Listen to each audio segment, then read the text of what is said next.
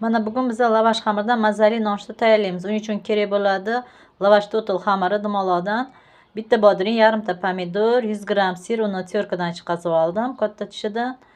4 dona sosiska, 2 ta tuxum va sariyog' kerak bo'ladi qo'shish uchun. Endi hozir pomidorni maydalab to'g'raymiz uzunchoq qilib.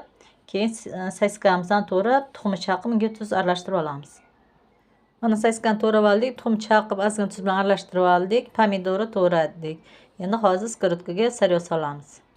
Mana skirotkamizga sariyog' solib, ozgina eritdik. Endi buni ustiga sosiska solamiz. Mana sosisikalarimizni ozgina ikki tarafini qovurib oldik. Endi buni ustidan boyaga tuxumni quyamiz.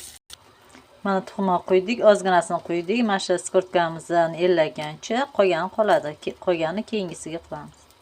Buni ustidan lavash xamirini qo'yamiz va aylantirib olamiz.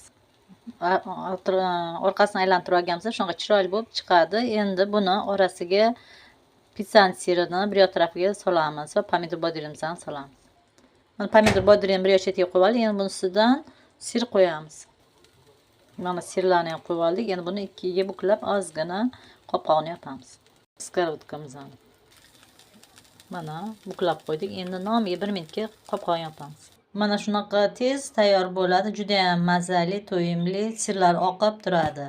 Buni boyagi masaladan 4 tacha shunaqa nonushtamiz chiqadi. Buni endi 2 ga 3 ga bo'lib, stolga, dasturxonga tortsak bo'ladi.